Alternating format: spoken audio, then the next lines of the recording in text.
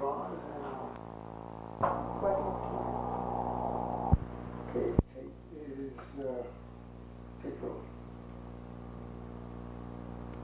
I think most of you will remember when we were growing up listening to the radio, and most of y'all are as old as me, though you don't admit it. We listened to The Shadow on the radio, and there was a creaking door, and then somebody would come on saying, "The shadow knows." Well, I want to congratulate the Black Shadow. Gary Holmes was the Black Shadow of Underground. He didn't let Joe Martin take a step without being in his shadow. He didn't let the Rouse Company make a decision without being a black shadow, that omnipresent black shadow that made sure that in everything that went on in Underground, the interest of the black community and the city of Atlanta were extremely well represented. Gary Holmes may never get the credit that he deserves. Even this honoring is far from the praise and credit, no matter how many good things you say.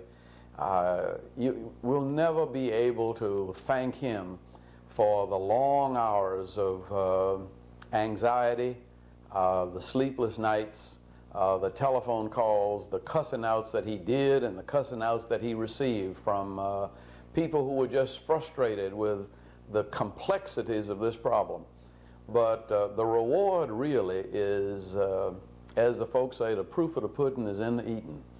And when you walk through Underground, Gary, you've got to be proud. And you've got to continue to be the Black Shadow, making sure that everything is done right.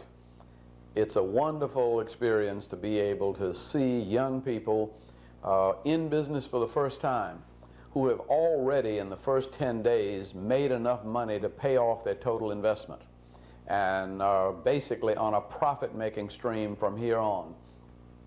It's a wonderful experience to see the thousands of people that are working in Underground, but more important, the millions of people that have already gone through the doors of Underground and represented what Atlanta really is.